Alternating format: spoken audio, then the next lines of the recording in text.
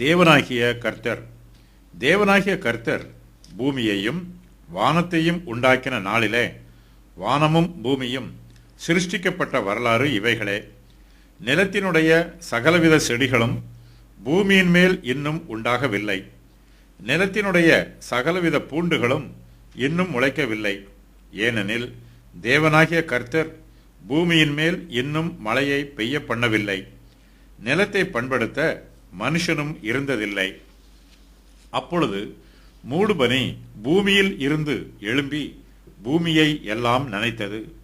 சிருஷ்டிகராகிய தேவன் இந்த வசனத்தில் தேவனாகிய கர்த்தர் என்று அழைக்கப்படுகிறார். சிருஷ்டிகருக்கு புதிய நாமம் கொடுக்கப்பட்டிருக்கிறது. இதற்கு முன்பு தேவனுக்கு இந்த பெயர் வழங்கப்படவில்லை.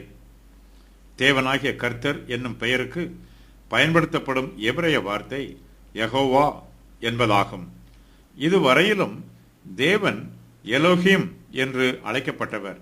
இப்பொழுது தேவனாகிய கர்த்தர் எலோஹிம் யெகோவா என்று அழைக்கப்படுகிறார். தேவன் மனுஷரோடு ஏற்படுத்திக் கொள்ளும் உடன்படிக்கையின் உறவையும் தேவனுடைய சர்வ வல்லமையையும் தேவனாகிய கர்த்தர் என்னும் திருநாமம் வெளிப்படுத்தி காண்பிக்கிறது. பரிசுத்த வேதாகமத்தில் தேவனுக்கு வழங்கப்பட்டிருக்கும் நாமங்களின் விவரம் வருமாறு: தேவனாகிய கர்த்தர், கர்த்தராகிய ஆண்டவர், யெகோவா ஈரே, யெகோவா நிசி, யெகோவா ரஃபா பரிகாரியாகிய கர்த்தர், யெகோவா ஷாலோம் நீதியாயிருக்கிற கர்த்தர், பரிசுத்தம் பண்ணுகிற கர்த்தர், சேனைகளின் கர்த்தர், யெகோவா ஷம்மா உன்னதமான கர்த்தர், என் மேய்ப்பராகிய கர்த்தர், நம்மை உண்டாக்கின கர்த்தர், நம்முடைய தேவனாகிய கர்த்தர், உன் தேவனாகிய கர்த்தர், என் தேவனாகிய கர்த்தர். ஆதியாகமம் 1 அதிகாரத்தில் சிருஷ்டிகராகிய தேவனுக்கு பயன்படுத்தப்பட்டிருக்கிற எபிரேய வார்த்தை எலோஹிம் என்பதாகும்.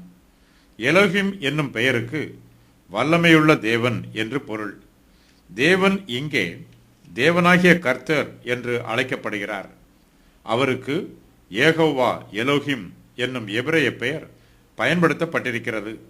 இந்த பெயருக்கு வல்லமையும் பூரணமும் உள்ள தேவன் என்று பொருள். தேவன் நிறைவேற்றுகிறவராய் இருக்கிறார். யெகோவா என்னும் பெயரை யாரும் உச்சரிக்கக்கூடாது. எபிரேய பாஷையில் யெகோவா என்னும் பெயரில் உயிர் எழுத்துக்கள் எதுவும் பயன்படுத்தப்படவில்லை. எல்லாமே மெய் எழுத்துக்கள். உயிர் எழுத்து இல்லாமல் எந்த மெய்யெழுத்தையும் உச்சரிக்க முடியாது. யெகோவா தேவன் இருக்கிறவராகவே இருக்கிறார். அவர் தாமாகவே இருக்கிறார். அவர் எல்லா ஜீவன்களுக்கும் ஜீவ ஆதாரமாக இருக்கிறார். தேவனாகிய கர்த்தர் பரிசுத்தர்.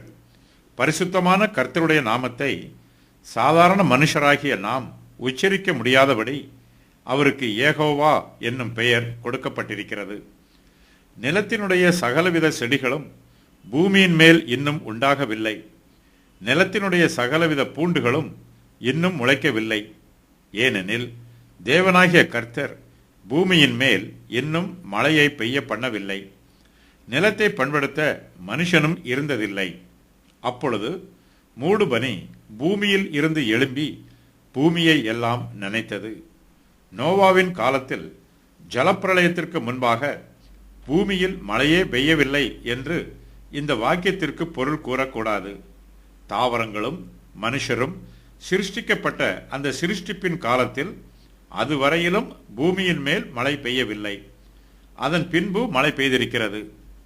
லூசிபரின் காலத்தில் பூமியின் மேல் மழை பெய்ததாக யோபு 38:4-9 வரை மேலும் பல வசனங்களில் மேற்கோளாக கூறி ஒரு சிலர் வியாக்கியானம் சொல்லுகிறார்கள். சிருஷ்டிப்பின் இந்த காலத்திலிருந்து நோவாவின் காலம் வரைக்கும் இடையில் உள்ள 1656 வருஷங்களில் பூமியின் மேல் மழை பெய்திருக்க வேண்டும். பூமியின் மேல் சகலவித செடிகளும் பூண்டுகளும் இன்னும் முளைக்கவில்லை. பூமி இன்னும் தன் கனிகளை கொடுக்கவில்லை. பூமி தானாக கனிகளை கொடுக்காது. தேவனுடைய சர்வ வல்லமையே கனிகளை கொடுக்க வைக்கும். மனுஷருடைய ஆத்மாவில் தேவனுடைய கிருபை தானாக வருவதில்லை. கர்த்தர் தம்முடைய கிருபையினாலும் இரக்கத்தினாலும் நம்முடைய ஆத்மாவிலே தமது கிருபையை கொடுக்கிறார். தேவன் சகலவித செடிகளையும் சகலவித பூண்டுகளையும் உண்டாக்கினார். ஆனால் அவை தானாக முளைக்காது. தேவனுடைய வல்லமை வெளிப்பட்டால் மாத்திரமே சகலவித செடிகளும் சகலவித பூண்டுகளும் முளைக்கும். கர்த்தர் பூமியின் மேல் இன்னும் மழையை பெய்ய பண்ணவில்லை. மழை தேவனுடைய வரம். தேவனே மழையை பெய்ய பண்ணுகிறவர். மழையானது கர்த்தருடைய சித்தத்தின் பிரகாரமாக பெய்யும். மழை பெய்தால்தான் நிலத்தினுடைய செடிகளும் பூண்டுகளும் முளைக்கும் என்பது இயற்கையின் பிரமாணம். தேவனோ இயற்கையின் பிரமாணத்திற்கு கட்டுப்பட்டவர் அல்ல. ஆனாலும் தேவன் இயற்கையின் பிரமாணத்தையும் அங்கீகரித்து பூமியின் மேல் மழையை பெய்ய பண்ணி நிலத்தினுடைய சகலவித செடிகளையும் பூண்டுகளையும் முளைக்க பண்ணுகிறார். தேவனே இந்த பூமியின் மீது சகலவித செடிகளையும் பூண்டுகளையும் உண்டாக்கினவர். இவை தேவனுடைய சிருஷ்டிப்பு. தேவனானவர் தம்முடைய சிருஷ்டிகளை பராமரிக்கிறவர். அவர் தம்முடைய கிருபையினால் செடிகளுக்கும் பூண்டுகளுக்கும் மழையை பெய்ய பண்ணி அவற்றை முளைக்க பண்ணுகிறவர். பூமியின் மேல் சகலவித செடிகளும் பூண்டுகளும் உண்டாக்கப்பட்டிருந்தாலும் தேவனாகிய கர்த்தர் பூமியின் மேல் இன்னும் மழையை பெய்ய பண்ணவில்லை. ஆகையினால் தேவன் உண்டாக்கின செடிகளும் பூண்டுகளும் இன்னும் முளைக்கவில்லை. பூமியின் மேல் இன்னும் மழை பெய்யாவிட்டாலும் தேவனாகிய கர்த்தர் மழைக்கு ஒப்பான மூடுபனியை அனுப்புகிறார். அப்பொழுது மூடுபனி பூமியில் இருந்து எழும்பி பூமியை எல்லாம் நனைக்கிறது. தேவனுடைய தெய்வீக கிருபை பனியைப் போல இறங்கி வரும். பனி ஆரவாரத்தோடு இறங்கி வராமல் அமைதியாக இறங்கி வரும். அதுபோலவே தேவனுடைய கிருபை மனுஷருடைய ஆத்மாவின் மீது ஆரவாரம் இல்லாமல் அமைதியாய் இறங்கி வரும். தேவ கிருபை சபையை பனியைப் போல சந்தடி இல்லாமல் நனைக்கும்.